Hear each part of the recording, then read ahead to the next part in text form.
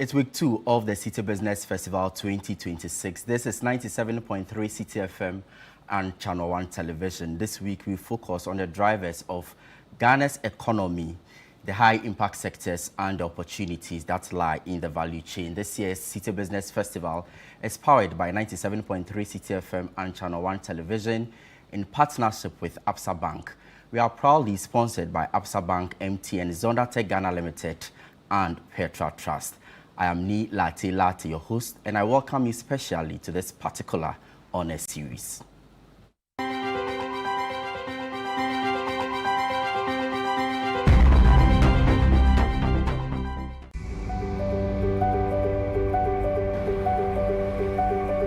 You need a bigger space to grow your business.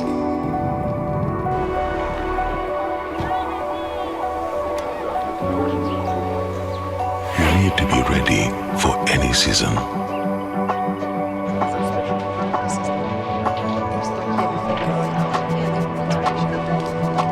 You need faster checkouts for these busy days.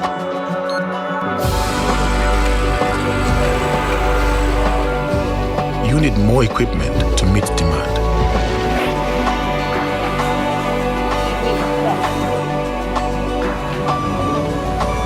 You need to make sure everyone gets paid on time. In business, you need advice, solutions, and sector expertise when it matters. Your new office space looks great. What's next? We get it. Absa Business Banking.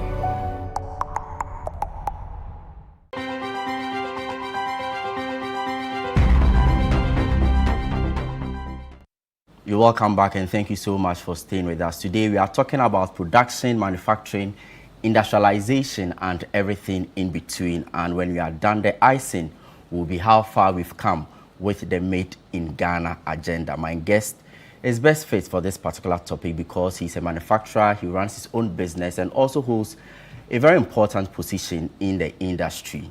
Moses Atobrah is CEO of Debbie's Company Limited and also the manufacturing chair at the Association of Ghana Industries, that is AGI. Moses, thank you. Welcome. Thank you, Ni. Thanks for having me. Good to have you, Moses. Yes. And I believe both your company and the AGI are doing well. Yes, we are. By grace. Yeah. Yes, we are. The grace factor and is keeping you. And yeah. determination. Yeah. Quite optimistic about, the growing concern of both your company and also the Association of Ghana Industry. Today it's a very big topic, if you ask me. Manufacturing, production, industrialization. And I just want us to begin on this particular tangent. Are the words the same? All these three words, are they the same? Are they used interchangeably or one comes before the other? Okay, I would say they are not the same. Indeed, break it down for me. We oftentimes hear them being used interchangeably. So, for example, right here in the studio, there is production going on. So that has to do with the set here. We are seated facing each other with cameras. So there is production going on. But when it comes to manufacturing, then you take it a notch higher and look at the instruments or equipments being used. So where you have a company assembling or putting the cameras together, the laptop and the screens and everything, the lights, that has to do with manufacturing. I want to use a very good example. So we move to the industrialization or industrialization. Industrialization has to do with the bigger picture, where government through clear intentions and policies drive or put in place the drivers that shapes the economy, the entire economy. So for example, we've been talking about oil and gas and all that. We had Atobrah gas and it's there helping the country. We recently have Tor producing or refining oil, about 45,000 barrels a day. Now, that is production. But then when we talk of industrialization, that is where the government says, we have oil, we are processing our oil, but we want to build the industries around oil. And that is where we now look at Atobrah gas and say, what can we do beyond the gas being pumped? Because we still import our fertilizers and do blending. Whereas we can now take it a notch higher and then process our own fertilizers because of the urea and the byproducts we have from the gas. You know, so industrialization has to do with the bigger economic shifts that comes through intended purposes or plans or the vision of the government. I see. So production is more like the back end. Yes. The manufacturing will be the front end. Then industrialization is the whole picture. Often government-led, key drivers of it, how the future is going to look like. And then we must be deliberate about it. Indeed. This. I like how you put all of these together. So the next question will be then, how will you describe the current state of Ghana's production Ghana's current state of manufacturing and the industry that we are looking forward to? It's a good question. I would say if you look at the current picture, we have just small, too many small businesses doing the production and the manufacturing. So the limitations are many, too many. So that is the state where we are. Of course, there are a few big ones, but most of them are foreign owned and foreign led, you know, because they are able to get the funding and everything, the know-how and things from their various countries, and they are here seizing their opportunities. But locally, you find so many small businesses that can employ 5 people, 10 people, 20 people. That is not to despise the efforts of our local businesses. No. Yeah, I see. So everything for you is happening in silos, and for you, you don't think that we've moved beyond the rhetoric to real production. No. But you have been in the space for a very long time. So maybe let's talk about sectors that are driving production, those that have prospects, and those that we can, you know, revamp to ensure that we achieve what we are talking about. So if you look at the statistics, currently, manufacturing is contributing just about 10%. To our GDP. The main drivers now has to do with information technology, you know, the tech information space, because of, let's look at the big companies like the MTNs and the Vodafones and things. They carry a lot of weight. They have the capital. They are driving the economy. Government makes a lot of taxes and all that from those drivers. I see. Yes. I see. And you know, you've mentioned manufacturing contributing about 10%. Yes. And information technology, IT, saying that that is one of the pivots around which this low manufacturing is even, you know, revolving. But I see a worrying trend over here. And this worrying trend is that IT is service driven. But when you talk about production and manufacturing, you are looking at the key sectors. We are a service dominated economy. Based on what you've even told us today. Which ones are struggling then? If you look at other good models, this shouldn't have been a problem, because if you look at Singapore, if you look at Dubai or the UAE and other countries who do not have the kind of timber and gold and all the diamonds and things we have, in addition to the oil that some of them have. Some of the countries don't even have a quarter of what the natural resources we have. So it's not good enough. If we were like them, then we would have said, oh, service is good for service to lead. But there is an enormous potential for us to develop agriculture, you know, and manufacturing is in the heart of everything. Why do I say this? If you come to, let's say, construction, for the past 8 years, we had, year of roads. But like, I'm just making a point. In addition to the current government, who is still emphasizing on roads, what have we put in place to support our construction? Are we still importing trucks and everything already made? Or there is a deliberate attempt where incentives are given for certain things to even be assembled locally, you know. So there is room when it comes to even our education. There is room for manufacturing to boom. We have a situation where we are trying to move from schools under trees and children going to school barefooted and all that. That is manufacturing sleeping. You know, so if we want to develop, manufacturing can be tied to everything, even including the communication and tech space that is doing well. There must be incentives for people to build like our own communication cities and all that. But then if we do not make this deliberate attempt from the top, then everything is imported.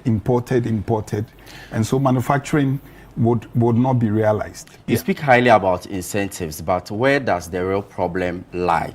Is it infrastructure? Okay. Is it access to finance? Okay. Is it competition from even imported goods, or even the big elephant in the room, high production cost? It comes from all the points, the variables you've mentioned, but I'll take them one after Please the do other. for me. I was just thinking not to go over the same issues that we already know. And some of the things that came up were capacity. And when I looked at capacity in terms of labor. Yes, I'm coming. I'm coming to that. Using my own example, we are into manufacturing. I bought a coding equipment from a company that was folding up. I bought it. They told me, oh, it's a small problem, you can fix it. I paid them, they've gone away. I've looked for a technical person who can just fix it. It's not working. We bought a labeling machine. The labeling machine has sat with us for 2 years, just trying to get somebody to make it operational. Brand new labeling machine. And to date, it's still not working. It's still not working. So when we talk of capacity, we are talking about the manpower, the basic things. These are things when you travel to other countries, I don't want to mention, is the polytechnic students and things who are handling these things. Basic, you know. And I'm asking myself, how about the big companies who are running bigger machines and all that? When things break down, what happens? And I'm told a lot of times they have to fly in engineers to come and fix. So for you can bring in all the high-tech equipment, but if the skilled labor is not there, you can go for the loans and buy you scale. But then when you let something break down, now we are looking at EV cars coming. Do you have buy one and let it break down? You'll be stuck. I see. So we have to develop capacity in terms of labor and of course the money. Capacity in terms of the ability to invest, the ability to scale, the ability to expand. So yes, that is one other limitation. And then two, one thing that also came up was mobility. Okay. A lot of people, I don't know where you live. Which area? I live in Tema. Tema. And you are working here. Yes, please. What time do you leave your house when you want to get here at 8? If I want to get at 8, I should leave the house latest by 5. Why should that be? And if you have kids, you now have to take them to school. The kids will be sleeping in the car, combing their hair. It's not pleasant. And this happens that's where you have your own car. So if you don't have your own car, the problem is compounded. You leave by 4:30 a.m. And people go through this. So we spend man hours in traffic. Your employees want to get to the office at 8. Those living at Kaswa, if your office is at Adabraka like mine, they have to set off so early, spend 2-3 hours to work, and after work, 2-3 hours. So 5-6 hours, even when you are driving. That's a real challenge. And you spend 8 hours working. So mobility is a big issue. Now come to distribution or supply, like my case where we are into manufacturing. You have to move raw materials, you have to supply and all that. And traffic is killing us, taking all the time. I see. So mobility, and that is why I mentioned government's policies. Okay, we'll be getting into that, but really interesting conversation here in studio discussing the realities of Ghana's industrial sector and the main factors influencing its growth here on the Honor series of the Citi Business Festival 2026. I'm Neil Atilati. My guest is Moses Atobrah, CEO of Debbie's Products Limited and also the Sector Chair for Manufacturing at the Association of Ghana Industries. We are not done. Stay with us. We'll be back with more.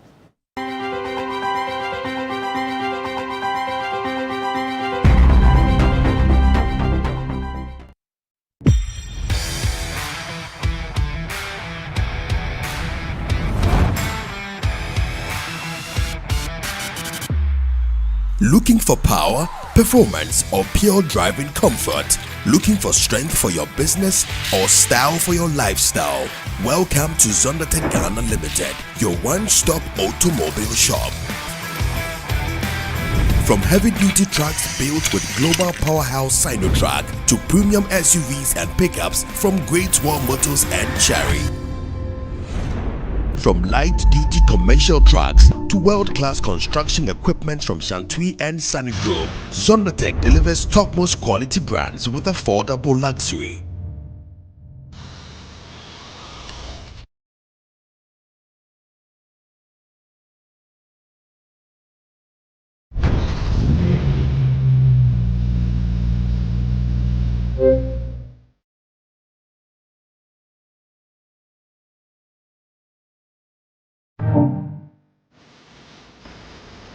Zondertech gives you power, prestige, and performance all in one place.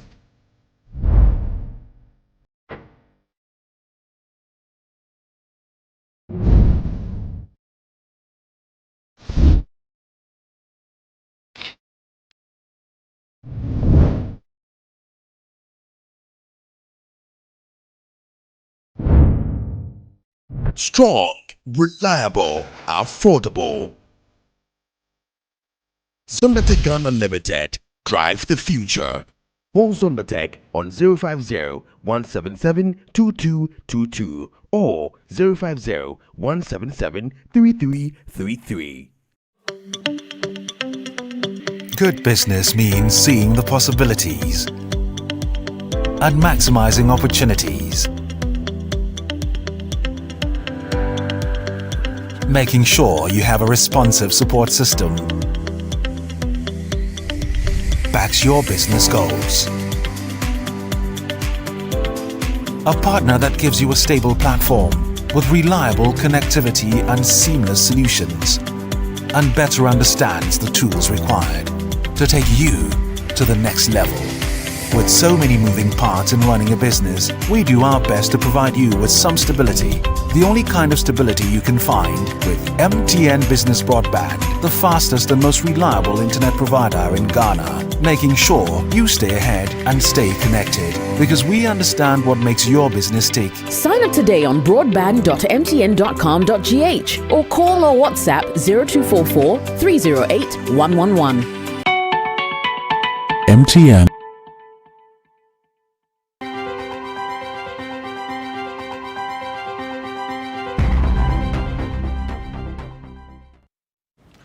Welcome back. It's still the Honor Series Citi Business Festival 2026. We are still in our second week. Today we are looking at the prospects of Ghana's industry, which areas have high value and which areas are also lagging behind. My guest is a manufacturer who runs his own company and also chairs the manufacturing sector at the Association of Ghana Industries. I'm talking about Moses Atobrah. Moses, we are continuing the conversation, and before we went on that break, we had spoken heavily about agric, and for me, agric stands out because we've always said that agric is the backbone of the economy. When you talk to industry players, you talk to government officials, they all admit that agric is one of the, pivots by which we can turn the fortunes of our manufacturing sector around. But we haven't seen much being done in that area.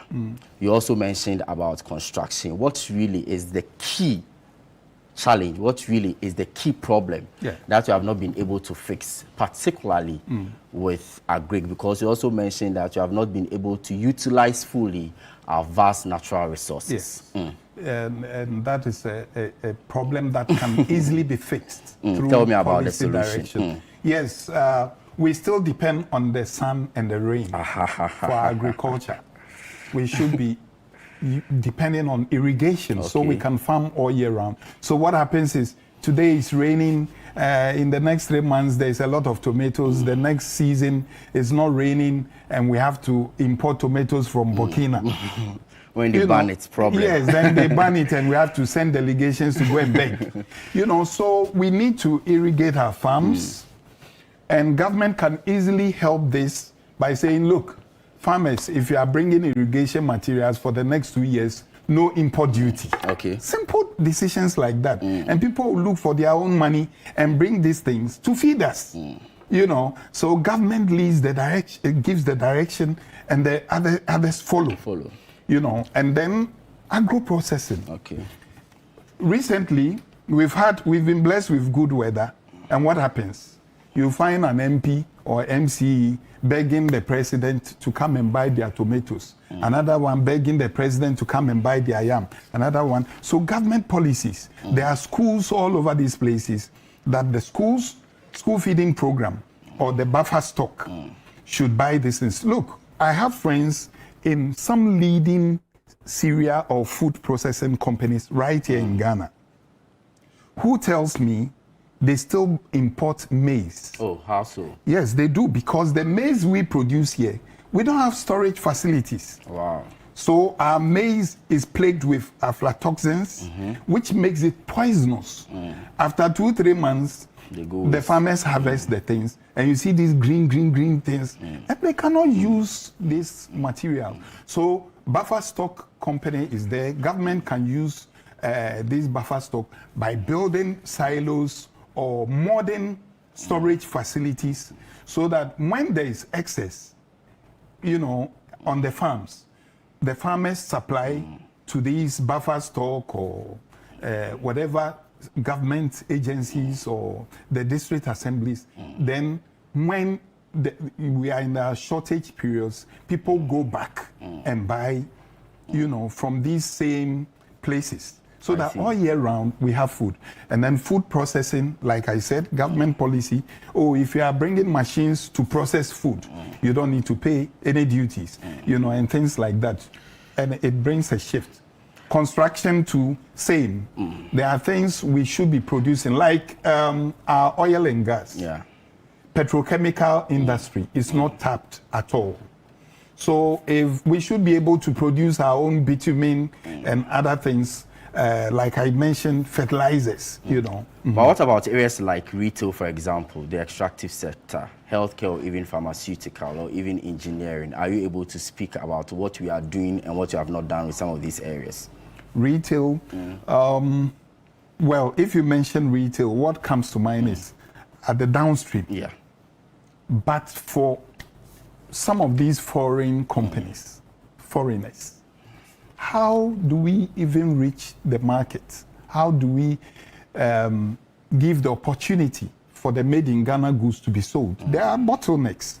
I sit here, I don't want to mention names, otherwise they'll blacklist me. There are places you have to beg them to give you space to sell your products. As a local producer. As a local producer, yet you go and they have products with sometimes no English writings on them. Why is that so? Why is that so? Because they are not from here.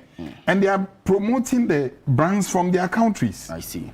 So how do we have a country, and this goes beyond Ghana, the whole West Africa. There is no single country that has exhibition centers. Meanwhile, Dubai is using just their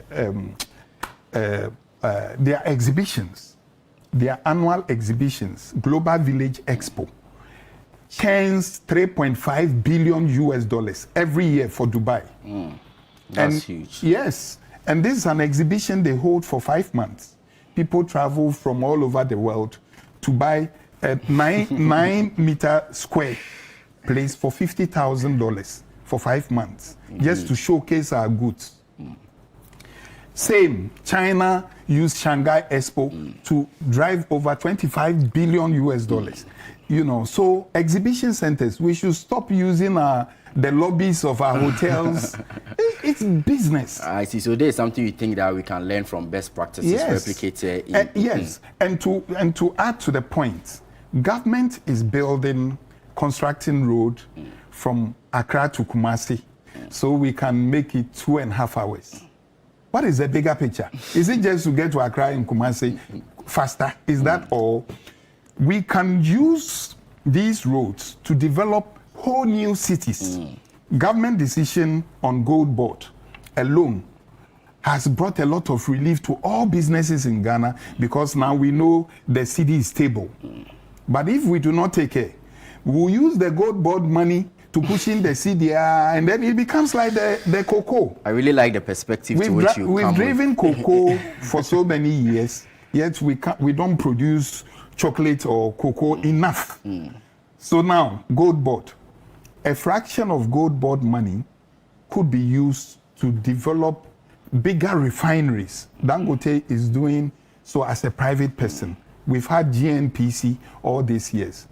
We should have a university that is driving renewable energy, solar panels, EV, and all these things, and even our oil and gas, so that we use these institutions to train our own personnel, and then in the next 5-10 years, we have our own bigger refineries with all the allied industries. Really amazing point you make, Mr. Atobrah. But you are wrapping up in the next 3 minutes. But 3 quick questions for you.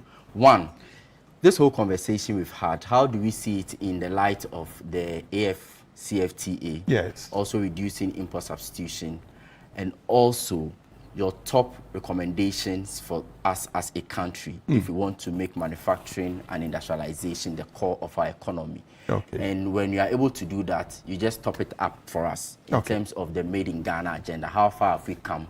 How are we going? Where are we? Yeah.